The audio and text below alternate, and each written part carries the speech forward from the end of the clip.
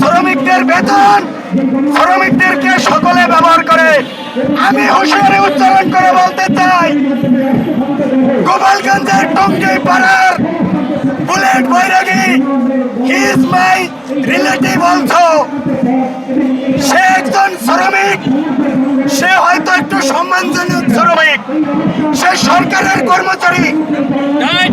সেই কর্মচারীর বেতন তো দূরের কথা, তার নিরাপত্তা দিতে ব্যর্থ হয়েছে সরকার।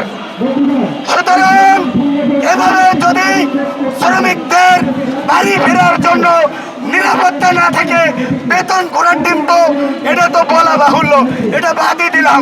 শ্রমিকদের জীবন যাপন, শ্রমিকদের মান সম্মান, শ্রমিকদের অধিকার নিশ্চিত না করলে শুধুমাত্র শ্রমিকরাই বদলে দিতে সক্ষম রাষ্ট্রের চিত্র বদলে দিতে সক্ষম। কি বলে? আমি একজন নিজেও শ্রমিক। আমার থেকে এই যে আমি শ্রমিক খেটে খাই, আমার থেকে চাঁদা নিছে, চাঁদাকে নিছে। আমি নাম বলে তাকে পচাইতে চাই না। আমি চাই সরকার ফাইন্ড আউট করুক, ফাইন্ড আউট করে